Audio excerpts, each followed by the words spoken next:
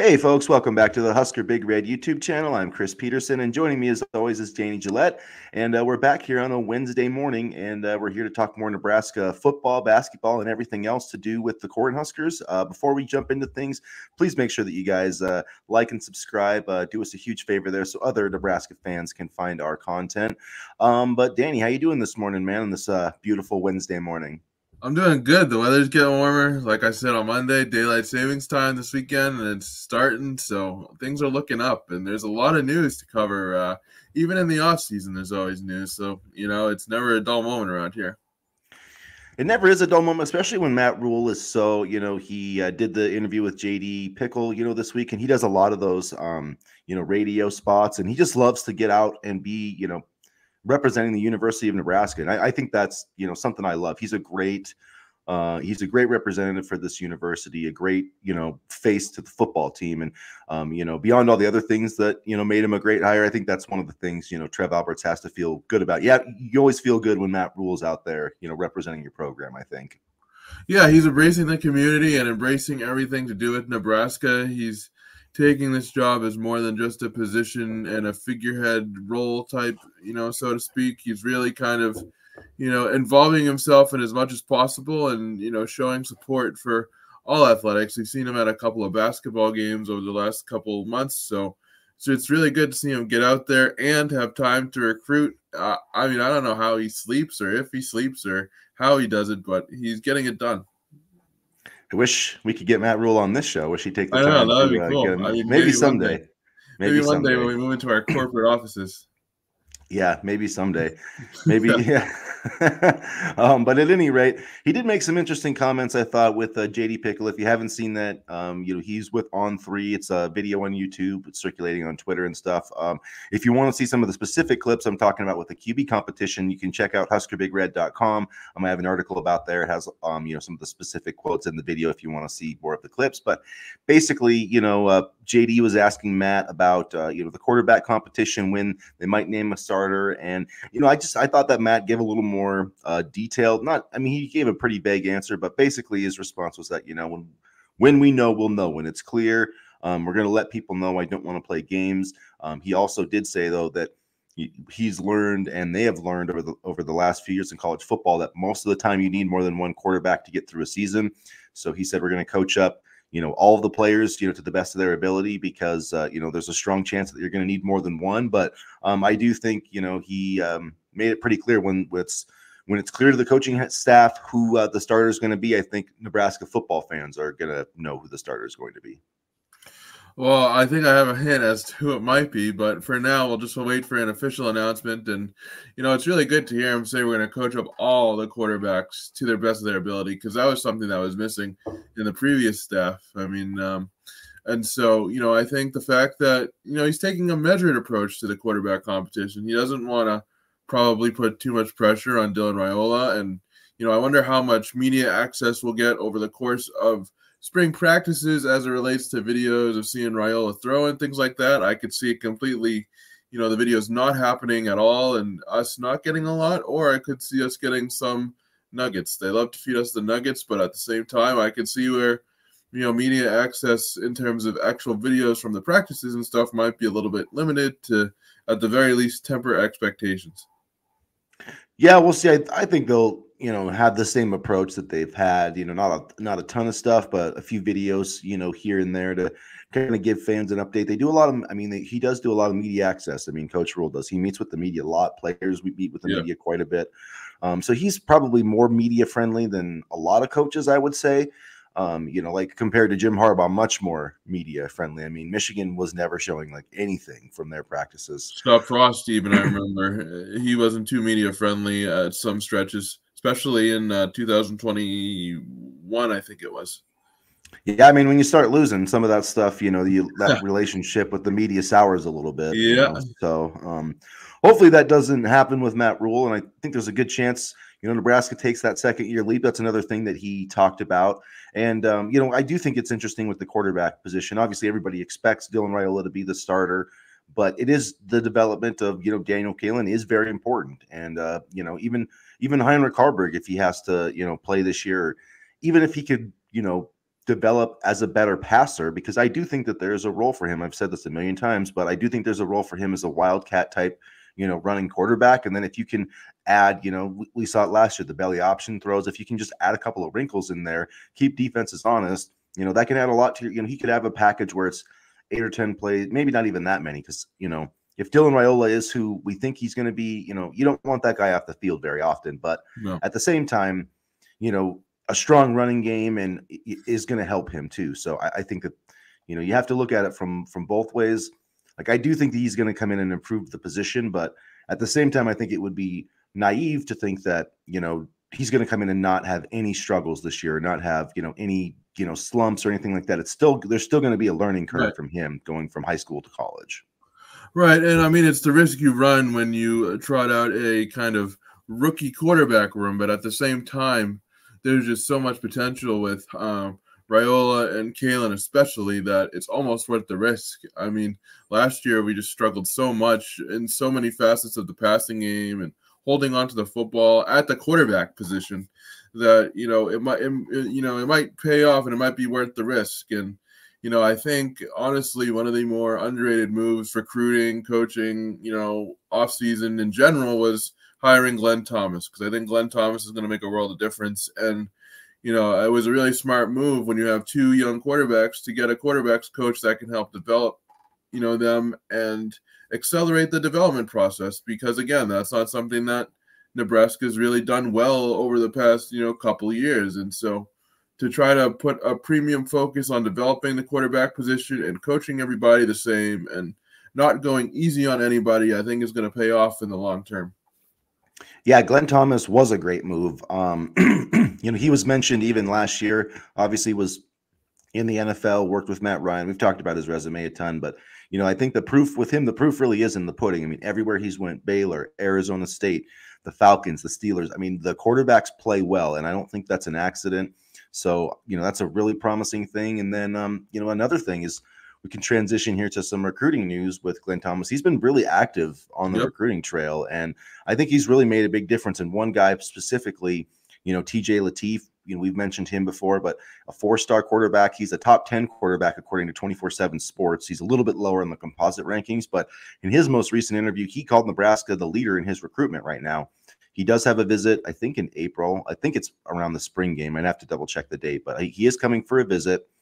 And the thing that kind of got him is, when Nebraska did his offer, like the entire offensive staff, went and visited him. It might have even been more, but like Glenn Thomas was there, Satterfield. So, when you put out that effort, guys really notice that. And I think it's really made a difference with Lateef. And it does seem like adding Glenn Thomas, a guy who's coached, the likes of Matt Ryan and stuff like that, that has helped Nebraska recruiting, because guys can relate to that, and they can see, when players see a coach that can help them get to the NFL and can help them get better and make money down the road, like they want to come play for that guy. And I believe that Nebraska has one of those coaches now in Glenn Thomas. And TJ Lateef is coming on April 26th.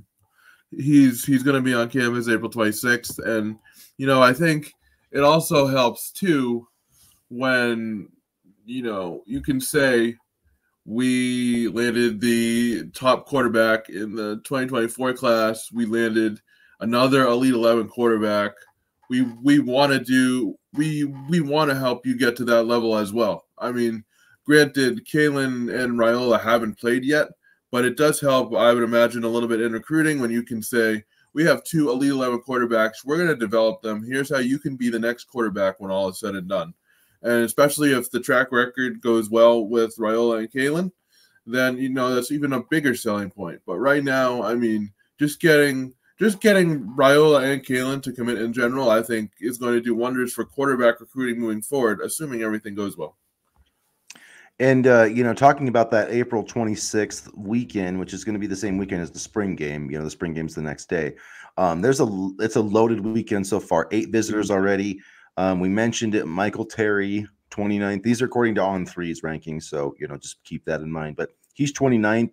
Elijah Barnes is visiting that weekend. He's a linebacker, 108th overall. Jack Lang out of Missouri, 6'8" offensive tackle. He's 176th overall.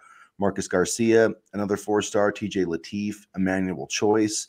Rylan Dillard Allen, which is a guy, he's a 3-star, but I really like him. He's another guy to keep an eye on. And then Keelan Adams out of DeSoto, Texas. We talked about him, another linebacker. So a lot of really talented players coming that weekend. And then a couple other weekends too. Broderick Scholl, we talked about him, a top 50 offensive tackle. So like Donovan Raiola is getting some talented guys coming in here. Malachi Goodman is another one that, I mean, his ranking is almost 800, but like he's got a bunch of big time schools offer him, like Penn State, Michigan, Nebraska's in the mix. Noah McHale, a top 100 linebacker. And what I like, Jack Lang, they've got him coming on Sunday, March 24th, which is when spring ball's kicking off, I believe, or either that Sunday or Monday. I think looking at the schedule. And then I have the schedule. I can look at it while we're talking, actually. And then I know it starts right around then because I've seen the players tweeting it out. So, I mean, it's huge to get a top 200, the second best player in the state of Missouri coming on campus twice within a month. If you can do that with a recruit, then I don't care what, what other schools are doing. You're in a pretty good spot if you get a guy on campus twice within a month. And I don't know, I would say that we're probably on the outside looking in, but Michael Terry is a guy that I would really love to land. I mean, he's so fast. He's so dynamic. He's from the state of Texas. You never say never with this staff.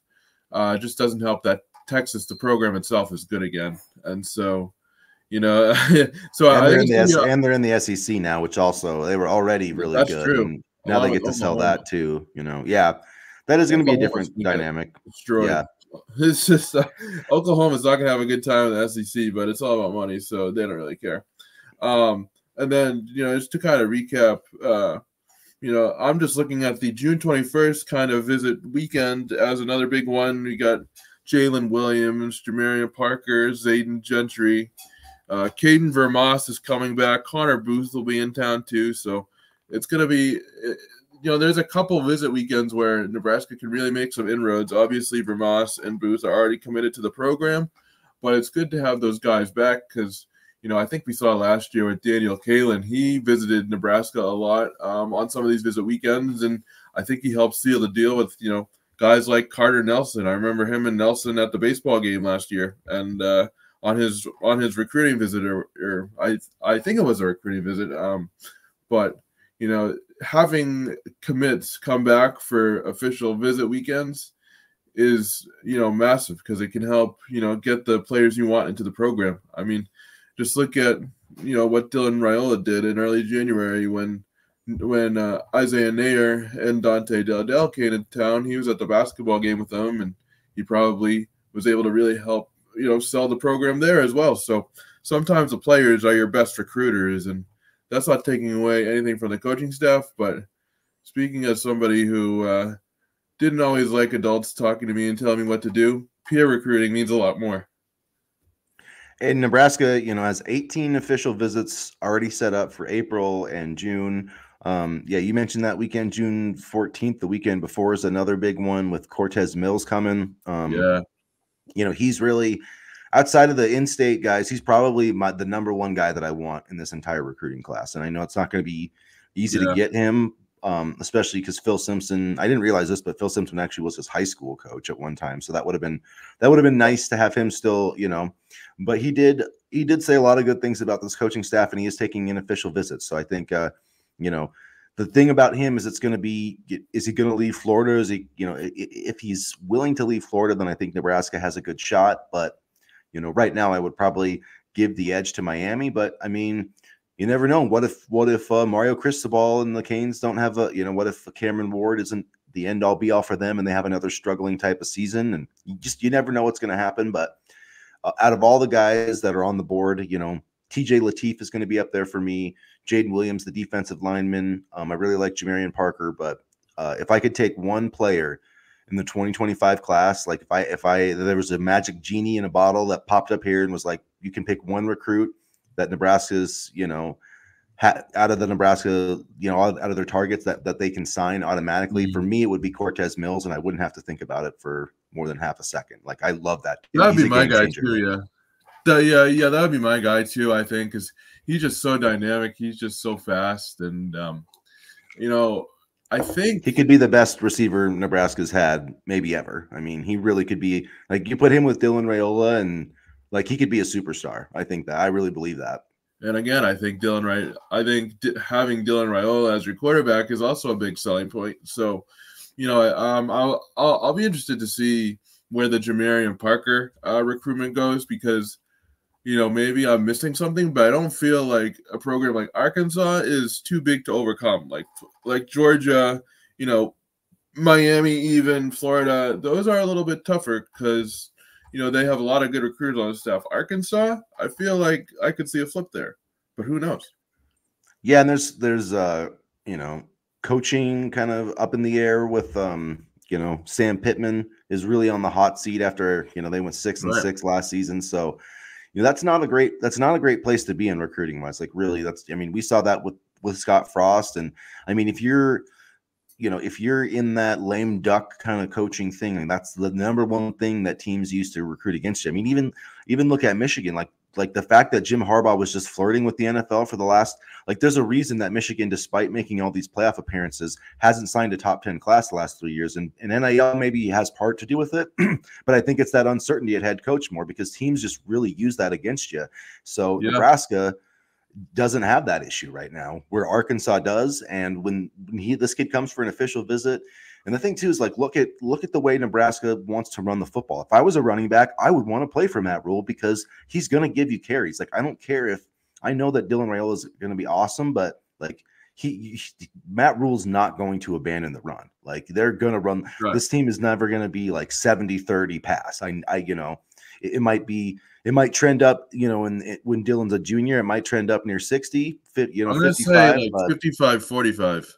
Yeah, that's what that's what I think, because I don't care what level. I don't care if it's Pee-wee, high school, middle school, NFL, whatever. If you can't run the ball, you're not going to win. So, and Matt Rhule understands that as well as anybody, I think, from his time in the NFL. And quite honestly, I think it's going to be more productive carries, because when you have a quarterback that can get the ball down the field, it can help you it can help you as a running back be put into better situations. Instead of 3rd and long, it's, 2nd and 5. And so there's going to be more chances for productive carries and more chances to reach the end zone too.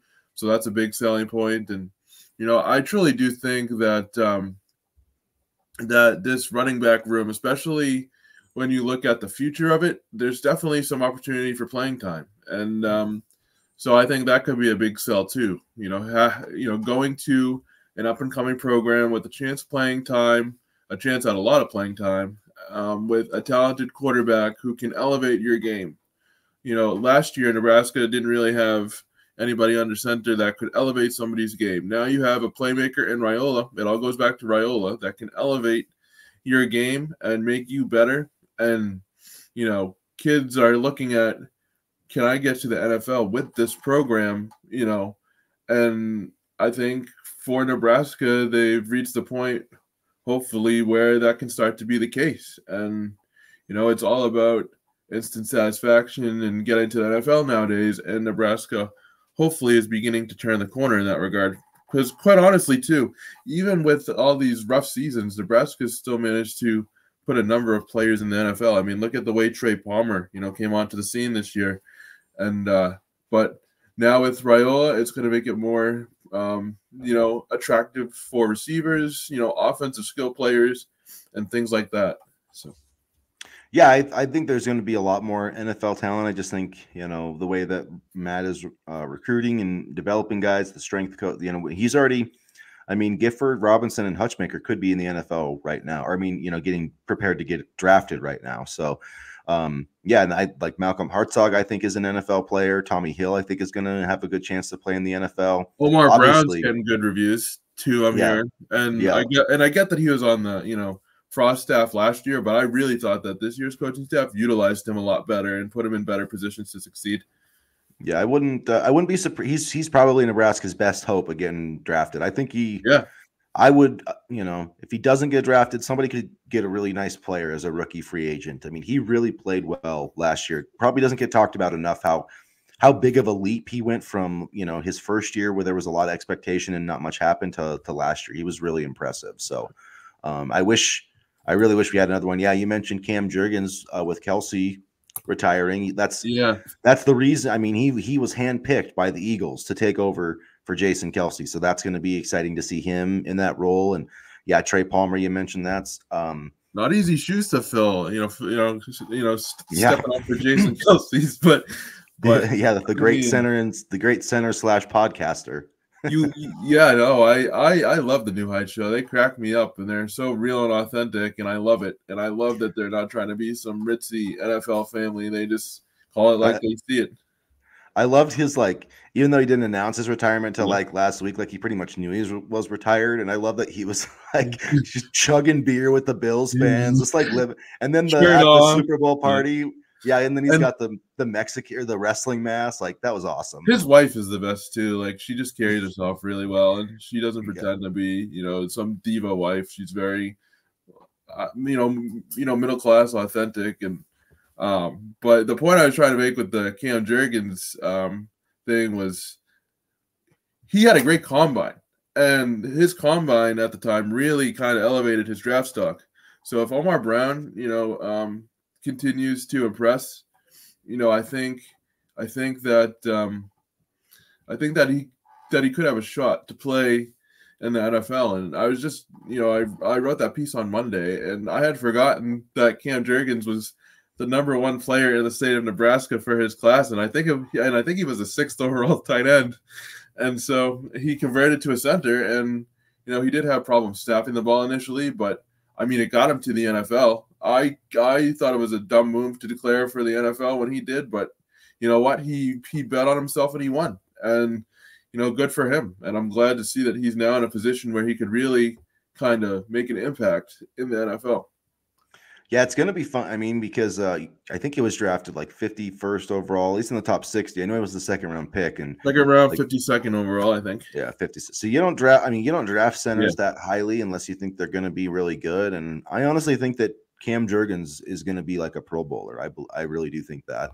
So that'll be fun to watch. It'll be fun to see what he does, and hopefully we get more guys getting drafted. I know my Green Bay Packers are one of the teams that's actually been met with Omar Brown, talked with him. They definitely need some safeties, so I would be welcome to have him there to offer some special teams. He was really good on special teams too. So I mean, I just see him as a guy that can make your 53-man roster, even if he doesn't get drafted. I really think that Omar Brown has a good chance to make a 53-man roster next year. So hopefully defensive guru Jeff Hafley will be able to utilize Omar Brown a lot better.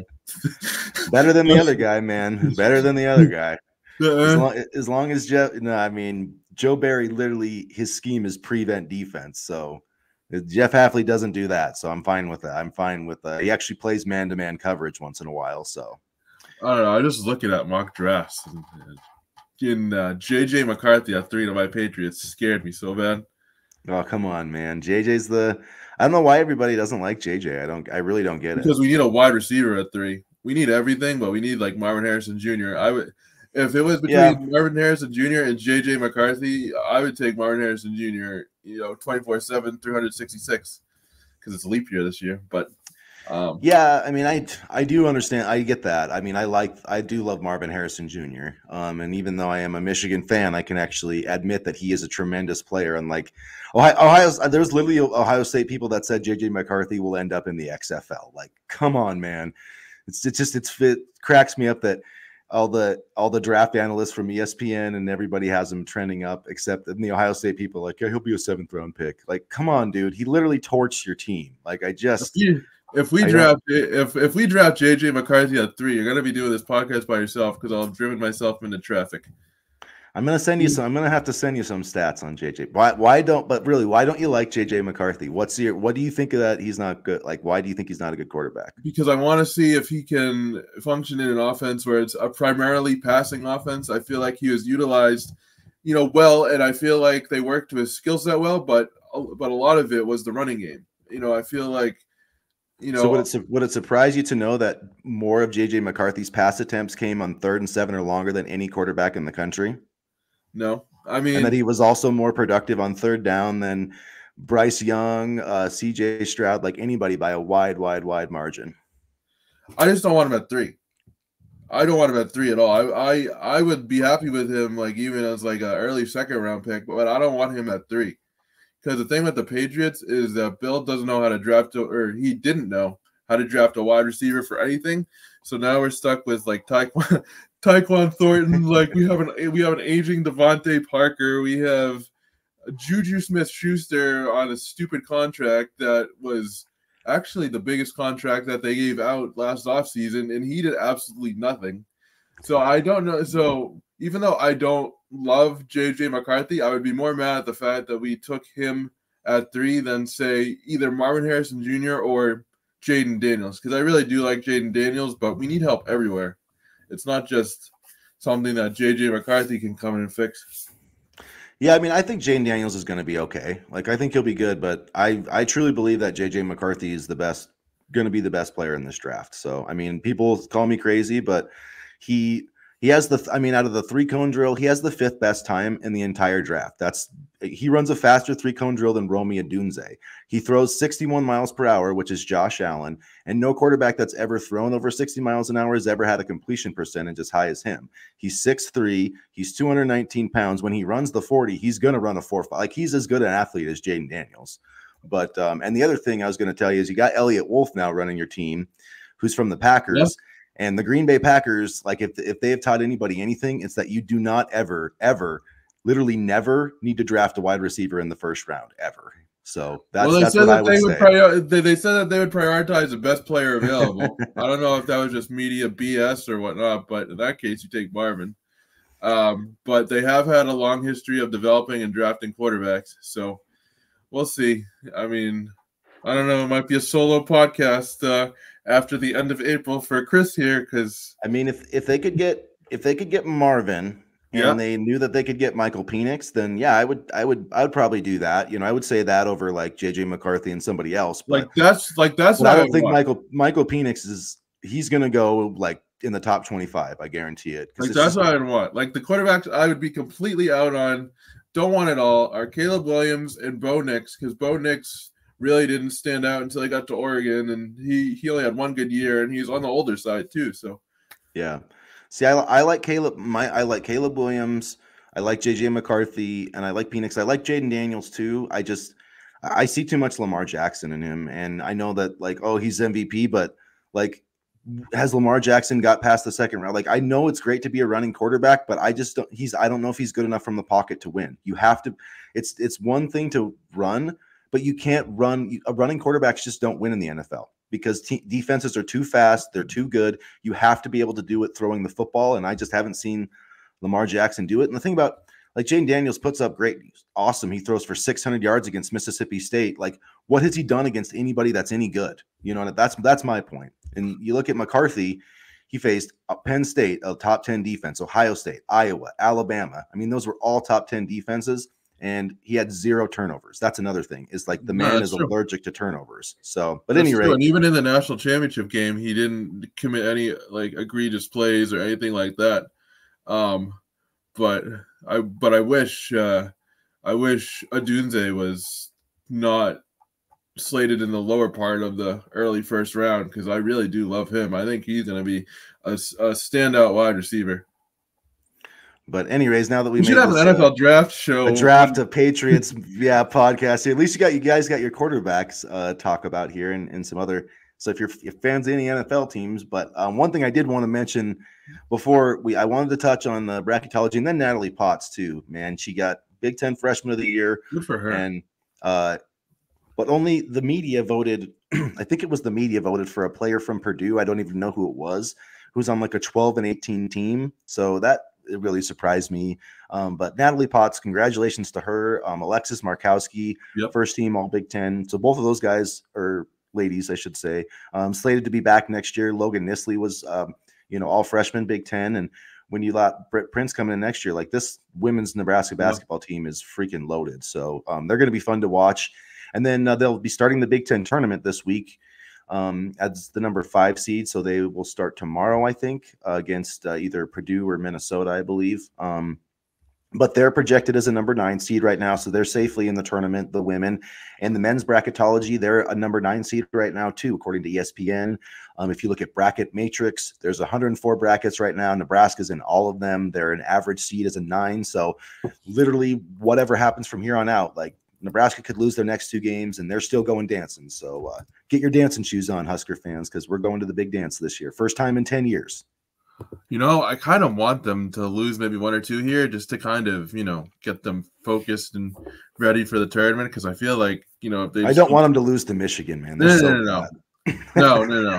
that'll be but it's funny because I was talking, because I am a Michigan fan, and I was talking to my wife. I was like, it's going to be ironic as if like Nebraska is on the bubble going into that last game, and then that's like the only game Michigan wins all year to like bounce Nebraska from the tournament. So I'm glad that's not like a scenario, because that would have been kind of the 7th circle of hell for me, Yeah, absolutely. And it's weird too, because that game's an early one. It's a noon start, I think, right? For me, something. Excuse me. Yeah, I think it is. Yeah, it's like 10 a.m. start. So yeah, it'd be noon for you. Oof. Hopefully nobody goes out drinking the night before. I'll say that. Hopefully, I don't even. It's going to be interesting to watch because it's like senior day. But Michigan fans, the team is so bad. They're 3-16. They haven't been going to the game. So I'm wondering how many Nebraska fans are going to be there. It can't be that far of a trip. 3-16. I didn't realize it was that bad. Yeah, 3-6. Juwan. So Jake Diebler, the Ohio State interim coach, because Juwan Howard didn't start the year because he had like heart surgery, so he actually didn't coach like for 5 of their wins. So he's only been on the bench for 3 wins this season, where Jake Diebler's got 4 already, and he just started like 2 weeks ago, including one against Purdue. Yeah, and one against Nebraska and Michigan. So, but I mean. That's my bracket advice. Whenever, when whoever's listening does the March Madness bracket, don't pick Purdue. Don't pick Purdue. Purdue is due for an upset. Maybe they'll make it to the second weekend at least this year. But to be honest though, and people are going to be like, oh, you're drinking the Kool-Aid or whatever. But I seriously, like, depending on how Nebraska's bracket sets up, I think they're a threat to like, make the second weekend. And I know that sounds like crazy because we've never even won a game in the tournament, but just look at the KenPom rankings. Go to kenpom.com. Those rankings are free, and Nebraska's like trending up right now. They're the number 41 adjusted offense and the number 27 adjusted defense. And any team in the KenPom era, if you have a top 40 offense and a top 25 defense, that's like the requirement for winning a national championship. Like that's what every team who has won a national championship in the KenPom era has met those metrics. And Nebraska's really close. I'm not saying that they're going to win the national championship or anything like that, but I think that they have a real chance depending on how, like I saw a bracket where it's like Texas. I think maybe they would play Texas or Texas Tech or somebody, and then Iowa State or St. John's. It would be St. John's and then Iowa State if they won the second round game. It's like, yeah, I could see Nebraska winning those games and getting to the Sweet 16. So, like, just this team, like they are for real, and when they're in the tournament, they're not going to be a bad out. That's honestly not your craziest take. So that's saying something. I mean, I wasn't going to say that, but I mean, I could see it. I could see it, especially with this team. If they continue to defend and, play aggressively like they have been, they're very hard to stop. I was extremely impressed with their rebounding ability on Sunday and, their ability to kind of dive after the loose balls, have, that gritty style of play that they were missing earlier in the season. And if they can play like that, and Bryce Williams continues to absolutely just shoot the lights out, and Josiah Ali continues to play, and Casey, and they could. I mean, they really could. Yeah, I definitely could see it. And the other thing is, Fred Hoiberg has had success in the NCAA tournament. Like, he knows how to win in those games. He knows how to win that first round game that you've got one day to prepare for that. So he understands that. And I think that is a huge factor, this time of the year. I mean, as a Michigan fan, I always knew, like when John Beilein was my coach, like they always had an advantage, especially if you could win that first game, because then you've only got literally like one day to scout, and you've got to play that team, in 48 hours. So like having a good coach and knowing that turnaround and making those quick adjustments and game plans, it means everything. And there's a reason why the Tom Izzos of the world always end up, Michigan State always ends up in the Sweet 16 and the Elite Eight. Like, yes, they have talent, but it's because they've got great coaching too. So I would not discount Fred Hoiberg at all in that equation. Yeah, I mean, you talk about stability. Look at Kansas. I mean, Kansas, it seems like they're a lock for the tournament every single year. And Bill Self is a great coach, Hall of Fame coach, and it just really is impressive what the stability of a head coach can bring you. And I think Trev made a good choice looking back on it now by giving his support to Fred Hoiberg, and I believe that era of stability for the basketball program is coming. I really do see, because I think recruiting is going to continue to elevate, and we have young guys like Nick Janowski coming in. I know we don't have a big 2020, is it 2024 or 2025?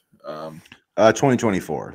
So yeah, I know I don't have a big 2024 class, but as long as he continues to build like he has been through the portal, we don't really need a big 2024 class. But I mean, let's just keep it rolling. And I was ready to write Hoiberg off 2 years ago, but he's proved me wrong this year. And Trev better sign him to an extension soon, because you don't want to be the program that lets him go and then has another one succeed with him.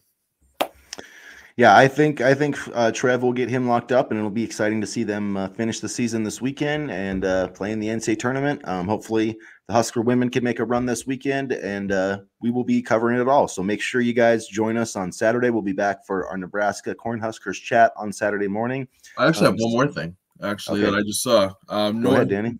Nordine Nwili is going to be having a new show on 937 The Ticket with Harrison Aaron's. So it's going to be running Tuesdays through Fridays from 8 to 9 p.m. So I thought that was pretty cool.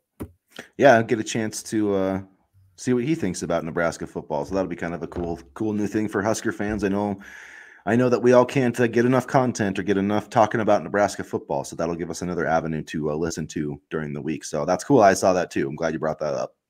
Yeah, no, it's always good to hear the insight of players and guys who've played like yourself, and it's kind of cool to get that extra insight. So I'll definitely be tuning into that one for sure. And hopefully you guys will tune into more episodes here of the Husker Big Red podcast on our channel. Please make sure, hit the like button, subscribe, get into the comments section, and join us again for our Saturday morning chat.